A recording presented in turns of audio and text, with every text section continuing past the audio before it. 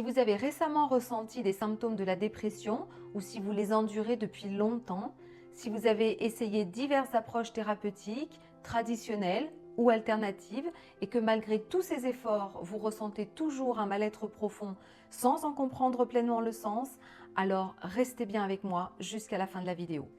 Alors, au lieu de ressentir de la déception ou de la frustration vis-à-vis de cet état qui demeure en vous-même, ou encore pire, de la culpabilité, je voudrais que vous imaginiez autre chose. Imaginez-vous ressentir un profond soulagement, provenant de l'absence de pensées négatives et d'émotions intenses.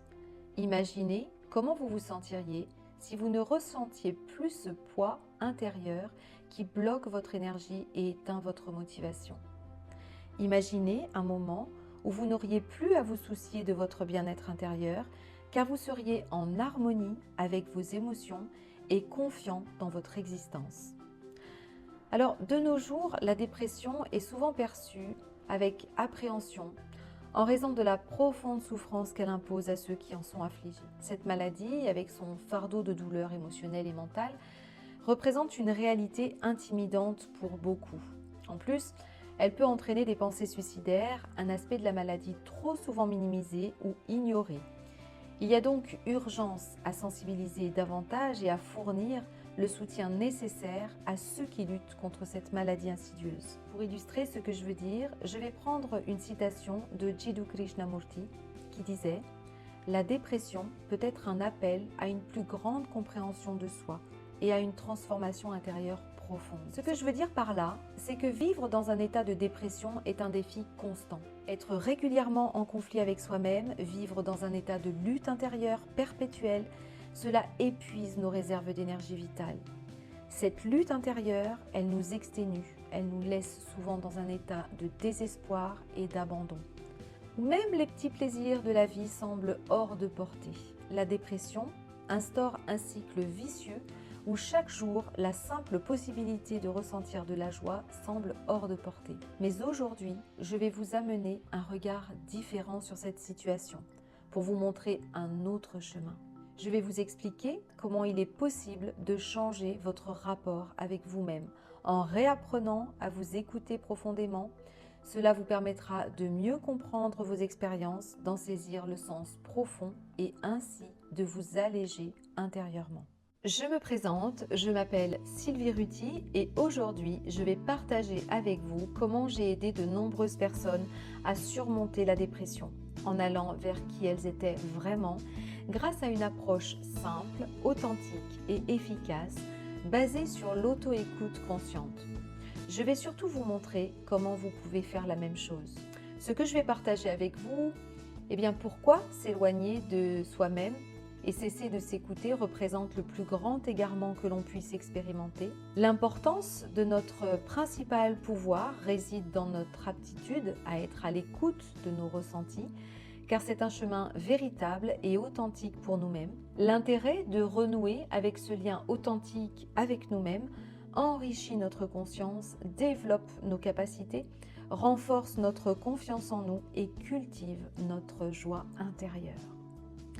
Grâce à cette approche simple et authentique, j'ai eu le privilège d'aider des centaines de personnes à aller mieux en les accompagnant à se comprendre profondément. En les aidant à ressentir leurs émotions et à s'en libérer, l'objectif reste toujours de les guider vers un rapprochement avec elles-mêmes pour se retrouver et s'épanouir pleinement. Je veux partager une part de mon histoire avec vous, vous dire que la première personne que j'ai eu besoin d'aider, c'est moi. Il y a plus de 2 décennies, je ne me voyais pas devenir thérapeute. À l'époque, l'idée d'écouter les peines et les douleurs des autres me semblait insurmontable. Pourtant, ma carrière professionnelle a débuté dans le milieu hospitalier en tant que soignante. Malgré ma familiarité avec le domaine des soins, l'idée d'écouter la souffrance des autres me paraissait impossible. Pourquoi ? J'étais tellement absorbée par ma propre douleur que je n'avais pas la capacité d'accueillir celle des autres. C'est pour moi-même que j'ai commencé ce voyage thérapeutique avec une intense soif de soulager ma propre douleur. Et les nombreux défis que je me lançais dans mon existence, Je réalisais de plus en plus que cela ne suffisait pas à entrevoir un peu de joie. Et puis, il me devenait de plus en plus difficile de contenir mes émotions et ma souffrance. À cette époque, j'avais troqué ma blouse de soignante pour une voiture de commercial et je parcourais les hôpitaux, les crèches et les maternités pour proposer des produits d'hygiène et de soins. Mais le travail sur moi-même était primordial. Je sentais que j'étais arrivée au bout d'un chemin et que mes actions pour vivre mieux devaient être différentes. Alors, exit la consommation de vêtements et de voyages, exit les déménagements et changements de carrière. Tout cela n'apportait aucun changement à mon intériorité. Tout ceci ne me donnait que l'illusion que ma souffrance était partie. Dans la réalité, elle revenait vers moi très vite, de plus en plus vite même. Les choses se sont faites progressivement au cours de mon évolution et j'ai rapidement ressenti que la place qu'occupait mon thérapeute deviendrait aussi la mienne.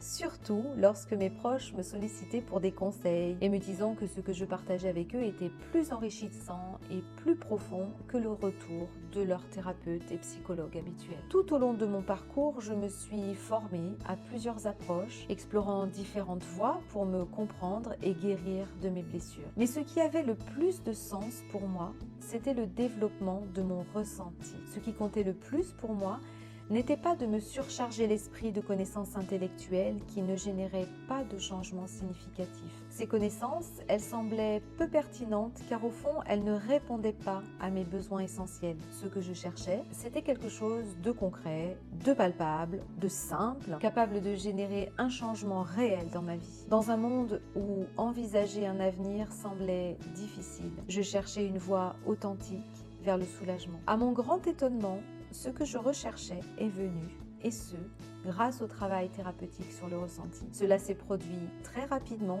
car en seulement 4 séances, j'ai réussi à abandonner mon addiction à la cigarette. À vrai dire, je n'avais pas véritablement entrepris ce travail dans le but de me libérer de cette dépendance. Mais de manière étonnante, je n'éprouvais plus aucun désir de fumer. Je précise qu'à cette époque, et depuis de nombreuses années, je consommais plus d'un paquet de cigarettes par jour et j'avais multiplié de nombreuses tentatives pour arrêter le tabac. Mais cette fois-ci, ce qui m'a le plus épaté, c'est que cette envie que connaissent tous les fumeurs, je ne la ressentais plus. Cette expérience a été si puissante pour moi que cela a fait naître une détermination à m'engager dans l'exploration et la connaissance du ressenti. Moi, l'intuitive, incapable d'exprimer l'émotion que je ressentais, car le contrôle avait pris place dans mon existence sans que j'en sois véritablement consciente. Je croyais que ceux qui étaient capables d'exprimer leur ressenti étaient dotés d'un don, un don que je croyais ne pas posséder. Mais à travers ce chemin, j'ai découvert que le ressenti n'est pas réservé à quelques-uns, mais accessible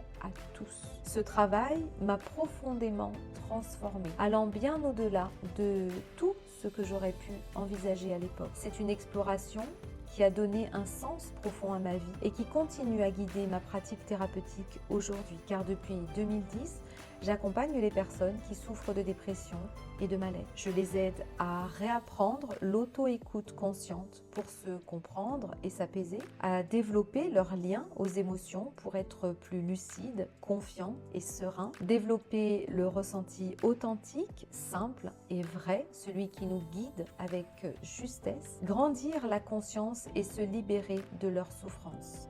Alors, comment je les aide ?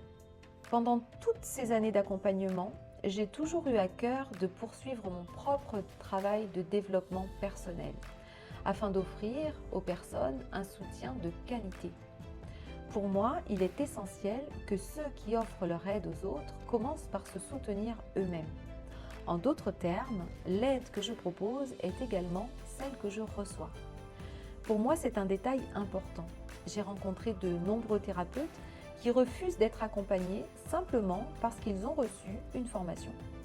À mon sens, les choses ne fonctionnent pas comme ça, du moins pas en 2024 et surtout pas lorsque l'on guide les autres à explorer leur souffrance via le ressenti.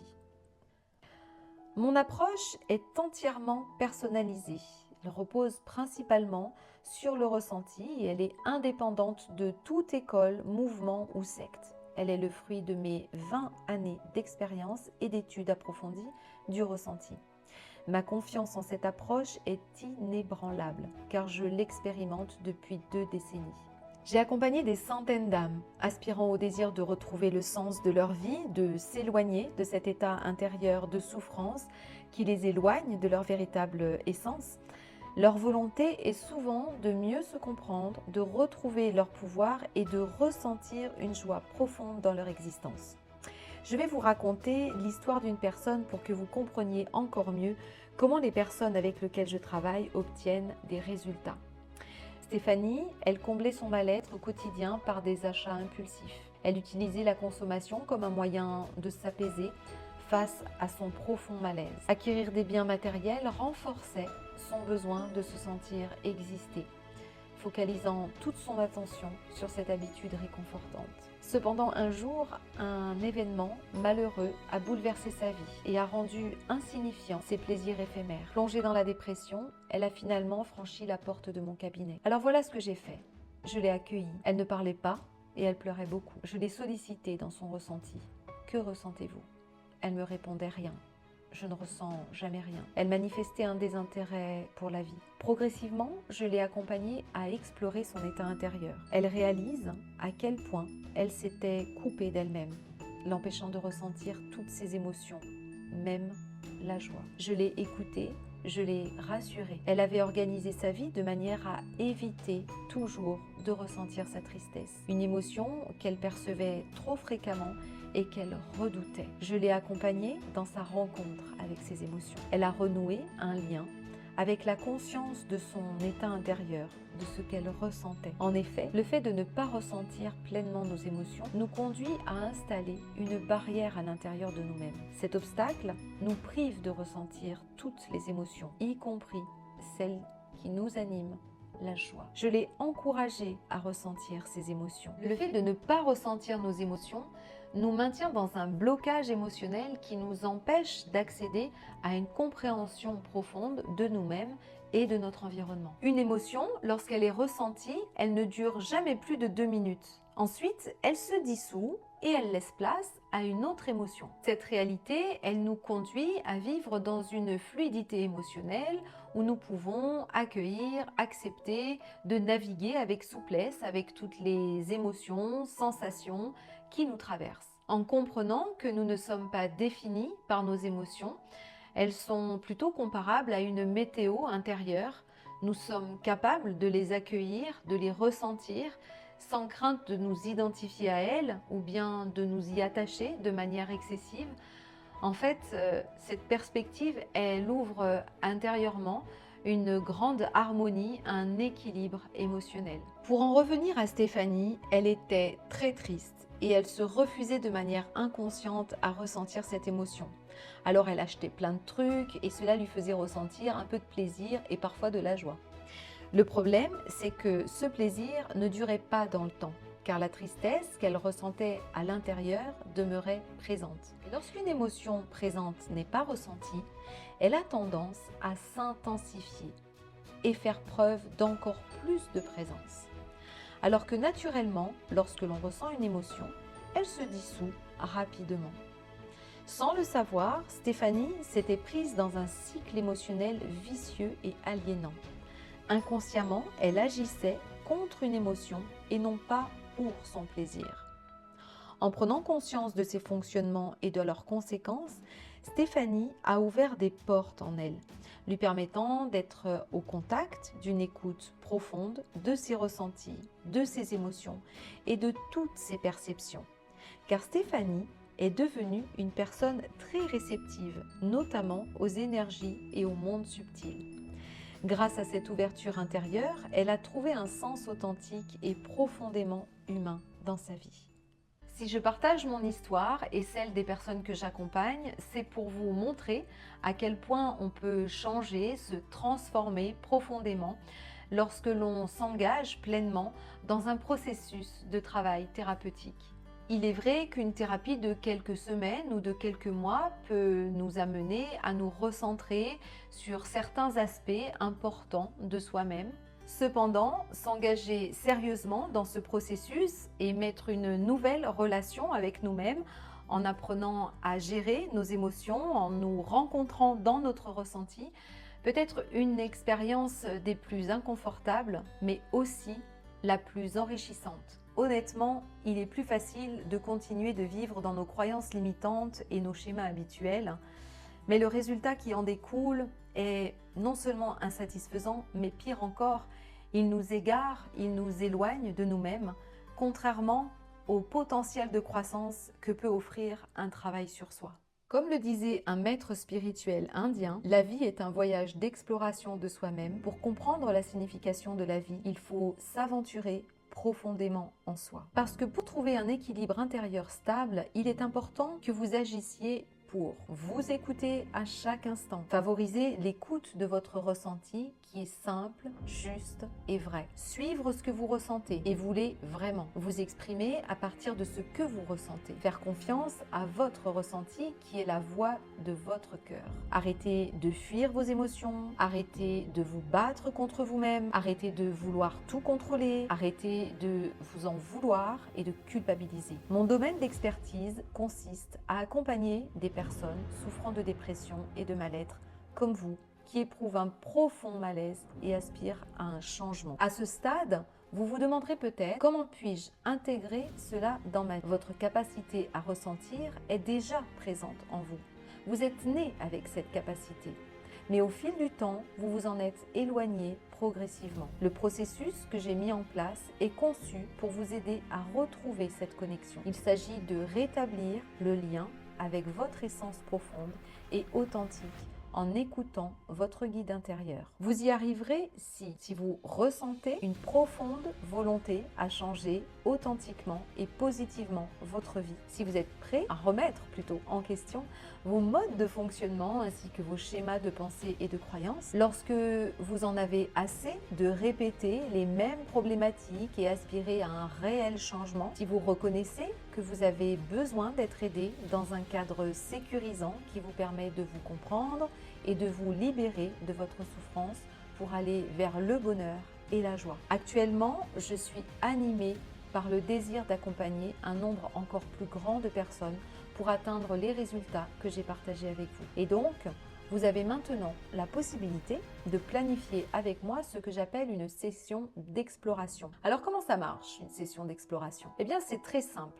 On s'appelle au téléphone et pendant ce rendez-vous, on va parler des étapes que j'ai évoquées tout à l'heure. À partir de ça, on mettra en place une stratégie faite sur mesure pour vous, pour que vous puissiez vous développer intérieurement dans un cadre sécurisant et bienveillant. Les sessions d'exploration, elles durent 45 minutes et je serai disponible pour vous au téléphone. Alors pour qui est-ce que c'est? Eh bien, c'est pour les personnes qui veulent retrouver un équilibre intérieur et cesser d'avoir une absence ou des excès émotionnels. Les personnes qui veulent un travail thérapeutique simple, concret et efficace. Les personnes qui sont prêtes à aller à la source de ce qu'elles ressentent pour vivre dans leur vérité et être heureux, prêts à mettre l'énergie et le temps pour y arriver. Les personnes qui sont prêtes à vivre une réelle transformation au-delà des connaissances qu'elles ont déjà d'elles-mêmes pour s'ouvrir à qui elles sont.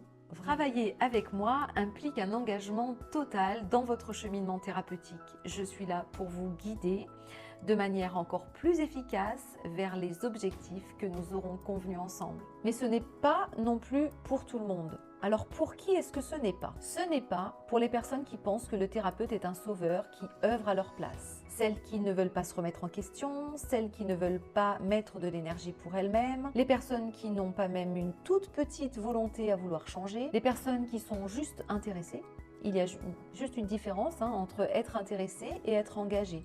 Tout le monde est intéressé à l'idée de changer et d'apprendre à s'écouter pour se sentir mieux, mais beaucoup moins sont prêts à faire le travail nécessaire. Alors maintenant, c'est aussi très important pour moi que le courant passe bien entre nous. Je veux que toutes les personnes avec lesquelles je travaille se sentent bien, qu'elles se libèrent de leur souffrance et pour cela, il est important que vous vous sentiez en confiance, même si bien sûr, c'est avec le temps que progressivement votre confiance envers moi va grandir. Que le courant passe entre nous et que vous vous sentiez en confiance. Et puis bien sûr, grâce au cadre thérapeutique, vous aurez une base solide pour aller vers la transformation et le changement que vous souhaitez. C'est donc très important. Parce que bien honnêtement, oui, même si c'est ce que je souhaite le plus au monde, je ne peux pas aider tout le monde. Et si je sens que je ne peux pas vous aider, eh bien je serai 100% honnête avec vous et je vous proposerai une alternative ou bien je vous proposerai de travailler avec quelqu'un d'autre. Et pour ça, la première étape, c'est donc de prendre un rendez-vous pour qu'on puisse faire une session d'exploration ensemble. Pour ce faire, c'est très simple, il suffit de cliquer sur le lien en dessous et ensuite de remplir le questionnaire. C'est important de remplir le questionnaire parce qu'il me permet de déterminer si je suis la personne pour vous aider ou bien cela me permet aussi d'évaluer si vous êtes prêt à passer à l'étape supérieure, prêt à passer à l'action et prêt à intégrer le processus thérapeutique de transformation. Une fois que vous avez réservé votre session avec moi, que j'ai reçu votre questionnaire, je vous appellerai à l'horaire que vous avez réservé. C'est à ce moment-là que l'on commencera à travailler ensemble pour comprendre ce que vous voulez et comment faire pour commencer à avoir des changements le plus rapidement possible. Ensuite, à la fin de l'appel, deux choses peuvent arriver. Soit je peux vous aider et le courant passe bien entre nous et à ce moment-là, on pourra commencer à travailler ensemble. Ou soit l'un de nous n'a pas envie de travailler avec l'autre et à ce moment-là, pas de souci, il n'y a absolument aucune obligation. Quoi qu'il en soit, vous n'aurez pas perdu votre temps parce que vous recevrez des conseils précis. Vous repartirez avec une vision claire de votre situation actuelle, de ce que vous voulez faire et des barrières qui vous empêchent d'obtenir les résultats que vous souhaitez. Normalement, ces 45 minutes, elles seront de toute façon très riches pour vous. Alors n'hésitez pas, remplissez le questionnaire. Cette opportunité, elle est très limitée parce que je ne peux pas parler à un nombre infini de personnes, ça prend du temps et c'est intense. Comme je l'ai déjà dit, je ne travaille qu'avec des personnes qui répondent à des critères très précis et les places se remplissent très vite. Cette opportunité ne sera pas disponible très longtemps. Et de toute façon, j'ai remarqué que les personnes qui prennent leurs décisions rapidement et qui agissent également rapidement sont aussi celles avec lesquelles ça fonctionne très bien. Donc si vous sentez que c'est bon pour vous, eh bien n'hésitez pas, lancez-vous, prenez un rendez-vous pour une session d'exploration, remplissez le questionnaire et je vous rappellerai. À très bientôt!